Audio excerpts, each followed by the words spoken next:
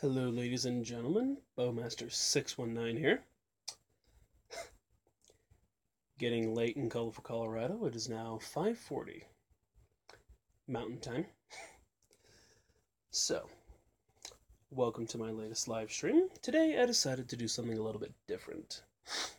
Now, for those of you that follow both of my channels, you will know that I have some episodes on there known as Spirit Saturdays, which is where I will go out and taste different kinds of spirits, and I just realized that is actually somewhat in the frame right there.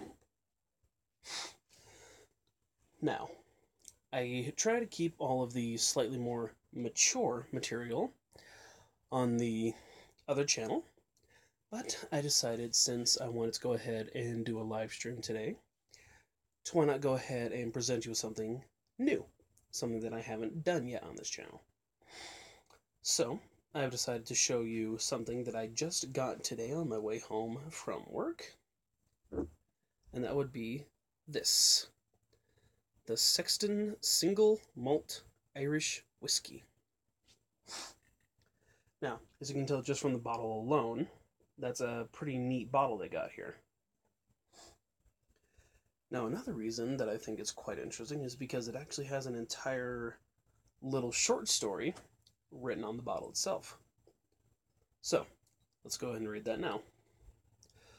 Up in the cold, gray northern reaches of country Antrim, I hope I said that right, the Sextons tend to the spirits, digging the fresh graves of the river bush graveyard, and planting stone crosses in the soft, mowed grass.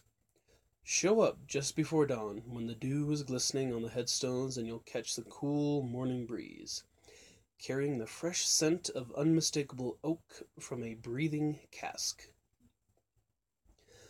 Follow that scent into the crypt, and you might find a locked door, faintly glowing at its edges. Through that door find the rows of beckoning European oak, once the sacramental casks of fine sherry, now brimming with aqua vitae.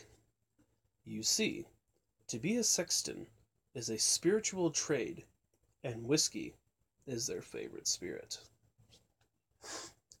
Now, it's always cool when you can find a spirit, or any kind of a drink for that matter, that has some kind of a unique backstory to it. And I've noticed that a few of the different Irish ones actually have some interesting stories written onto the bottles themselves. Matter of fact, my friend Curly, also known as Lord Mechanicus, excuse me, here on YouTube, recently he purchased a bottle known as The Knot, which is also an Irish whiskey. And that actually has an entire thing written on it as well, which I find very amusing. I don't remember it word for word by any means, but it was very... it was funny. It was quite amusing. I don't want to use the same word over and over again, but that's just honestly what it was, amusing. Ooh, excuse me. So I figured today, while I do a little live stream, I might go ahead and do a live unbottling, uncorking, whatever term you wish to use, of the Sexton. Give you a little brief description of it, and also show you some of the arrowheads that I plan on using in my next balloon video. So, let me go ahead and grab those real quick.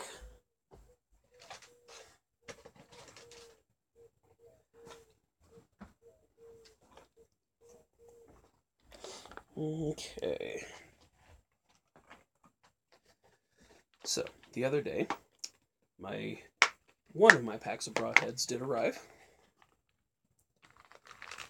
And I just remembered that those ones are actually still on the arrows. But this is the first initial set that I decided to order. They were the last ones to arrive. And I also wanted to apologize for the last couple days.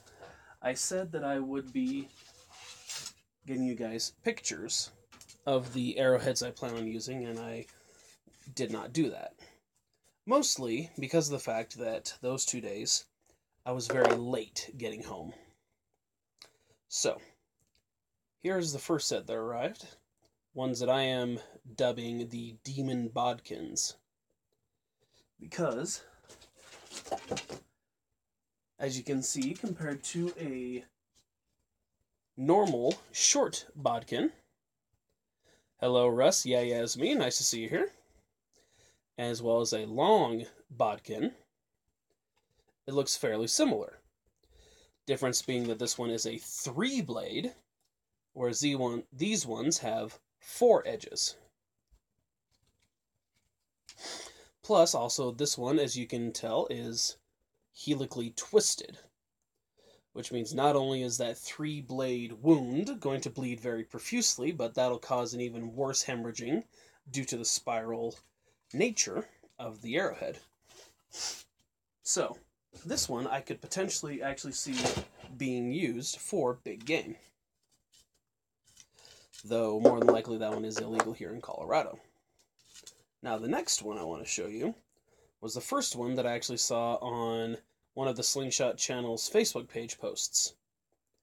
As you can see, it is another 3-bladed broadhead, which also is reminiscent of a bodkin design, and I have no idea if the camera can pick that up.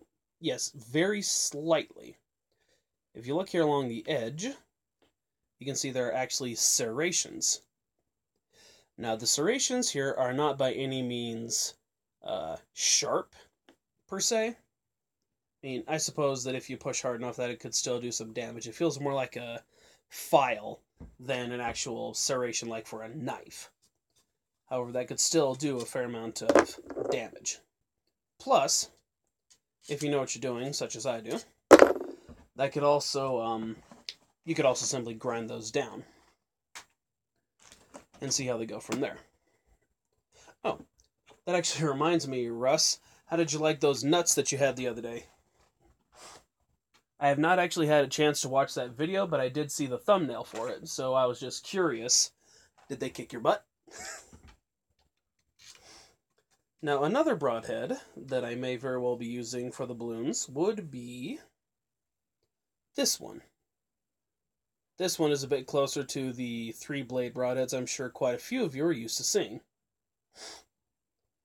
Now, these ones are dull. And that is because these ones that I have in my little archery kit over here are actually ones that I use for practice. When I go out to shoot broadheads, these are the ones that I use because they already have a slightly duller edge to begin with, which I can resharpen if need be, but the way they are now, they actually work beautifully for just simple target practice. Because that way I can shoot them, still see how well they handle, and then put them right back in, so that way when I do move on to the next, or when I decide to actually go bow hunting, then I have some sharp ones to use. Here it is. Now, another broadhead that I might potentially be using, not all of these are ones that I'm going to actually use, mind you, these are just ones that I might possibly be using. Hello, Daddy-Daughter Broadcasting. Nice to see you here. Ooh, nice. Now, the next one is one that you can find fairly readily, which is this nasty-looking guy right here. Yes, how is S&M doing? Now, what's interesting about this particular one is the fact that it is actually a takedown style broadhead. You can actually take the bottom end here, pop it off, and you can replace the razor blade style blades that are on this. S&M sends a big hug to all of you. She's well. Good to hear. Now, I see there is a third person in the chat, but I am not entirely sure who that is. But hello to you either way. And for those of you that are just tuning in, be sure to check out Russ, a.k.a. Yeah Esme's channel. He does a lot of spicy challenges I've noticed on there. He did the Blazin' Challenge a while ago over at Buffalo Wild Wings. He did the Pocky One Chip Challenge. And recently, he got a bag of super spicy nuts that I could see. And tried those. I have not actually seen that video yet. Let's see. Rockstar B07 Welcome to the live stream. Nice to see you here. First time. Well, welcome, and I hope you enjoy it. I don't know how long I'm going to actually have this live stream go. I'm just kind of freeballing it right now. Whee. I don't know any postman cooler than Russ. Fair enough. And also be sure to check out Daddy Daughter Broadcasting's channel. They have absolutely hilarious and adorable pictures with him and his daughter S&M, who is absolutely adorable. I can tell you that much right now. I never get tired of watching their videos. They do custom bedtime stories. They do different kinds of vlogs. They do goofy challenges. And Philip every now and then will come on and do different kinds of music. He'll play the piano, he'll play the guitar, and he will also sing. Thank you very much. So while I have the box over here, I like your pizza guy. Words of wisdom. You're awesome, dude. Thank you very much. Sorry, my eyes started itching right there. Since I have the box open, why don't I go ahead and show you a couple more of these small game hits that I have. Now this one is known as a judo tip. They have dubbed it the unlosable arrowhead. That is due in part to these barbs right here. And the story goes that when you are shooting just regular old practice tips, because of the simple fact that they have no barbs to speak of... Belle! What are you doing? Belle, what you doing? I don't know. She's at the side of the house and she was growling at something. Probably one of the cats out back. Sorry about that. But anyways, you can see this head right here. It has no barbs. This is just your standard practice tip. You can use this for small game, but if you miss and you're shooting in long grass or something, that's going to slide off and you're not going to be able to find it again. Now with the judo head that you see here, if I can get it flipped around, those barbs will actually catch in the grass, and they're supposed to make your arrow stand up, but I have yet to see that happen for mine, so it just makes it where it doesn't go nearly as far and much easier to find. Now, another one is a very interesting tip that I remember buying a while ago, and it is called the G5 Small Game Head, or SGH as they abbreviate it. And that's this lovely looking piece. What do you know? This is the one that actually wound up breaking one of my carbon arrows. I was doing a video that never actually wound up seeing the light of day on YouTube, and I shot, missed, and hit a metal post, which wound up driving the head further back into the shaft here. But these ones are a combination of both cutting edges and a blunt tip, so that it does really bad damage to the small game animal that you're hunting. Call it like I see it, YouTube brother.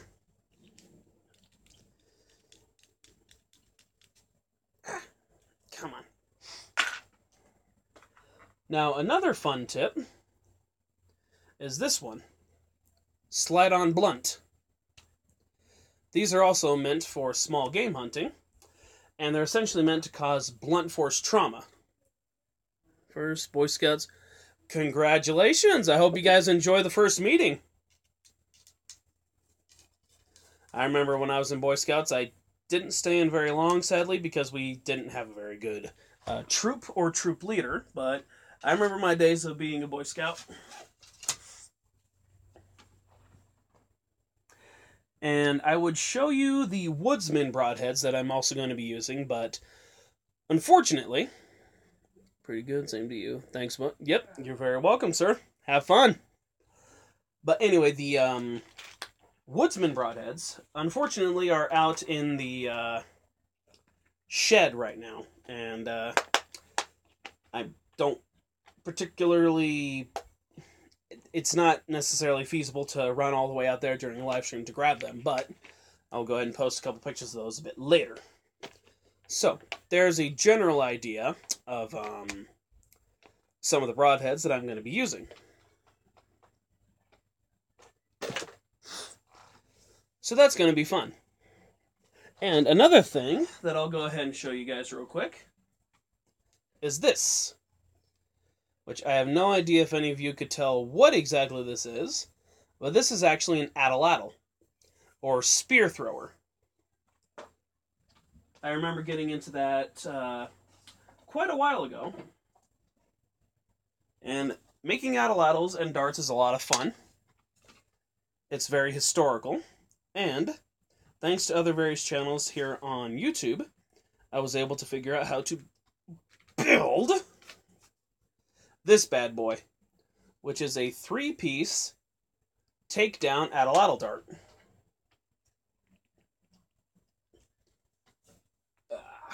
This is a very long dart, as you can see.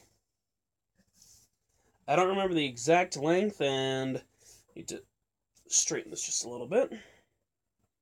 Too much. There we go. Let's see. Metal shaft itself could use a little straightening.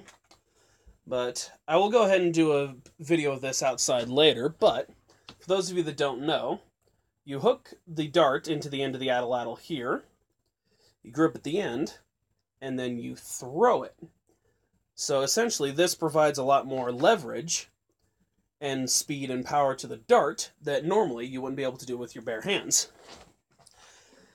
And in a lot of places, the atlatl actually predates the bow. In some places, yes, in some places, no.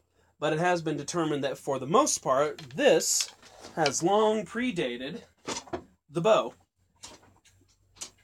And it's something that mankind has used for a very, very long time, and it's a heck of a lot of fun to use.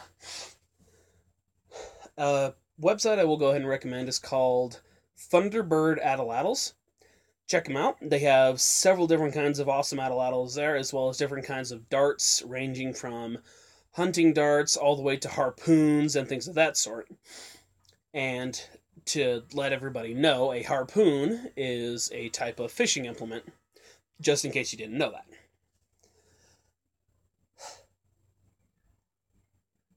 I don't have any of those in here. I'll show those to you. Okay. Well, suppose before I wrap this up, I should... Well, let me ask you guys, would you guys like to actually see this today on this live stream? Or would you like me to save that for a future Spirit Saturdays episode? Thanks, Rockstar. Okay. Not sure if that was a delayed response or what, but okie dokie then. This is the Sexton Single Malt Irish Whiskey. This is what I actually opened the live stream with because it has a really unique little story written on the bottle itself. Now, the bottle's pretty neat. And since a lot of my Spirit Saturdays episodes don't get quite as many views as I would like, I was thinking of maybe doing one or two at random on this channel, just for the heck of it. Bust it out now if you're okay with that. Alright, very well. I have not opened it yet. And I'm having a little trouble. Come on, baby. Come on, baby. There we go. Oh, cool. Even has a little Sexton skull right on the top of the lid.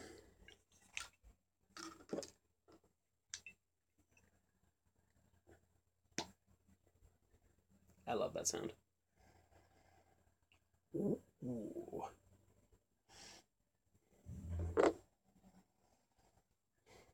Ooh, the smell actually changes as you let it breathe a little bit. I'll do a full bottle slam. Not with this.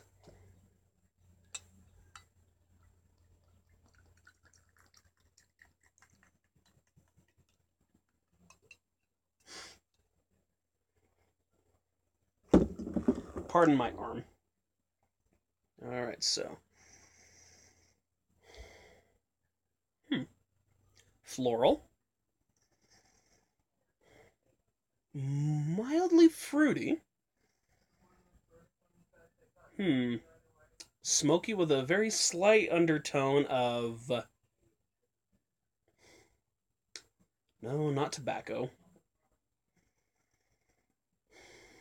Brown sugar. Very interesting smell.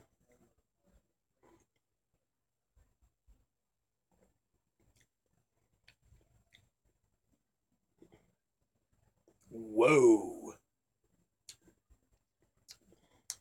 Astringent and dry aftertaste. First initial note, smooth. Smoky, surprisingly smoky. Very slight brown sugar taste to it. It kind of hits you in 3 stages, actually. You have the smoothness and the slight caramel of the rye, or of the whiskey, excuse me. Then you have the sweetness, and then it kind of hits you with the bitter afternote and the astringent dry taste. So, shoot, that's pretty good so far. So that was the sip now.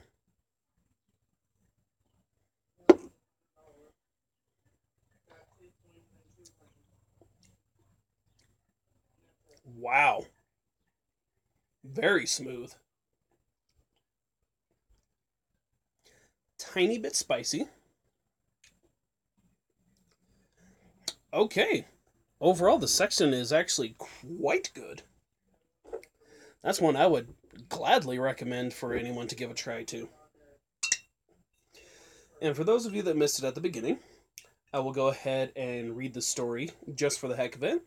And I think we're going to go ahead and wrap up this live stream because we've been going for a little over 20 minutes, almost 22. So, here we go. Up in the cold, grey northern reaches of country Antrim, the sextons tend to the spirits, digging the fresh graves of the Riverbush graveyard and planting stone crosses in the soft mowed grass.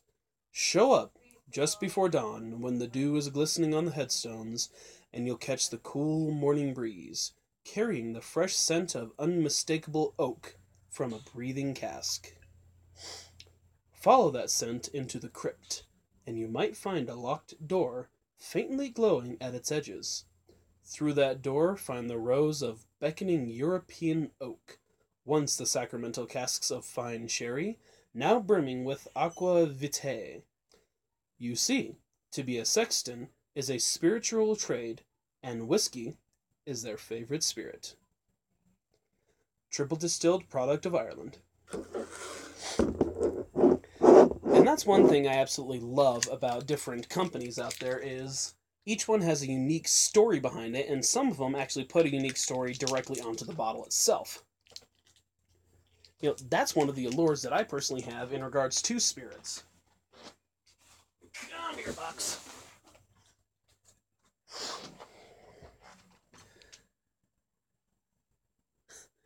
Love the vocabulary. Amazingly poetic description. I completely agree.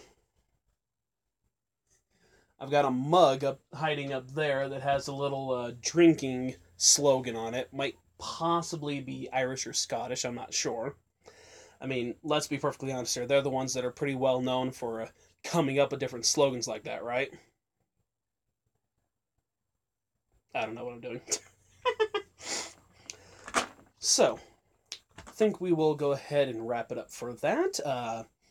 Let me know if you would like to see more videos like this in the future, where I'm doing a live stream and sampling different kinds of spirits. If you would like me to do more of that on this channel, because I think I'll go ahead and keep the normal Spirit Saturdays on my other channel, but I think it'd be fun to start incorporating a bit more like this onto this channel just for the fun of it. Because I can say one thing from personal experience. Conversations, live streams, and things of that sort can definitely become a bit more interesting when sampling things like this.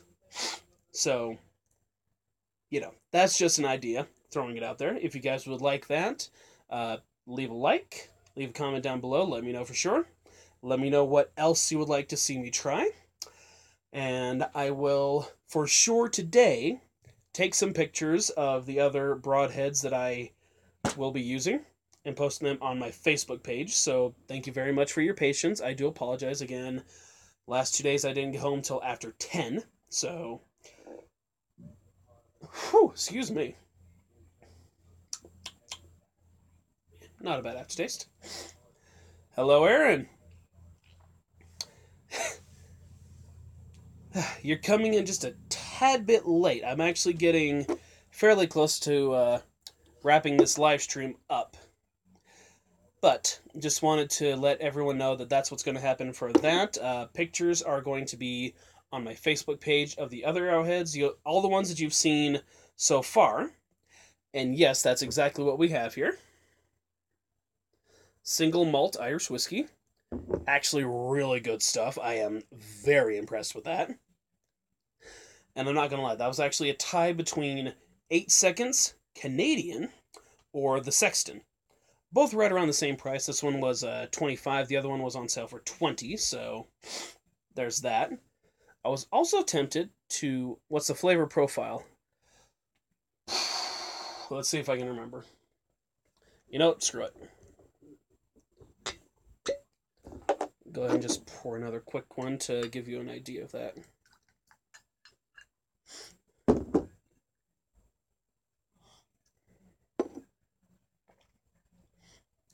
So it has an initial nice light caramel overtone.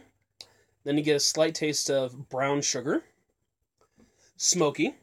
Has a bit of a spicy flavor to it.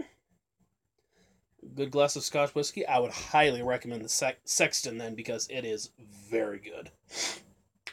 And then you get finished with a slight bitter aftertone and a dry astringent taste. Overall, very smooth both for sipping or for shooting, so this one can be taken either way. And I'll bet this would actually be really good on the rocks. Now, this is the kind that would actually pair up pretty well with a nice, light, floral cigar. I will take a look for it. I just finished my bottle of scotch. Nice. Which reminds me, where exactly do you find Yuengling? Because I just went looking today where I found this, and they actually did not have Yuengling. So is it a localized thing, or is it something that you can only find in certain places? Can you special order it? I've actually been curious about that since I saw your pizza episode. By the way, for anyone else watching in post, please go check out Aaron's channel. He does different kinds of eating challenges. He's done a couple of interesting drinking challenges, and he also does really good live streams as well. I would say it's a northeast thing from Florida to New York. Mr. Cohen. Okay? Yep, watch out for my big meaty hand in the way. Okay, so I assume then that that's something that I more than likely have to special order then. Fair enough. Yeah? I'll be there in just a minute. Alright, I gotta wrap up this live stream. I'm needed for something else. So, thank you everybody so much for watching. I apologize to those who wound up tuning in a little bit later. You didn't get to see much, but highly recommend. Check out Sexton. And later today, definitely check out my Facebook page, because I'm going to have different broadheads posted on there that I'm going to use for the balloon video. Until next time, this is Bowmaster619 out. As always, drive safe. I will see you in the next video. Take care.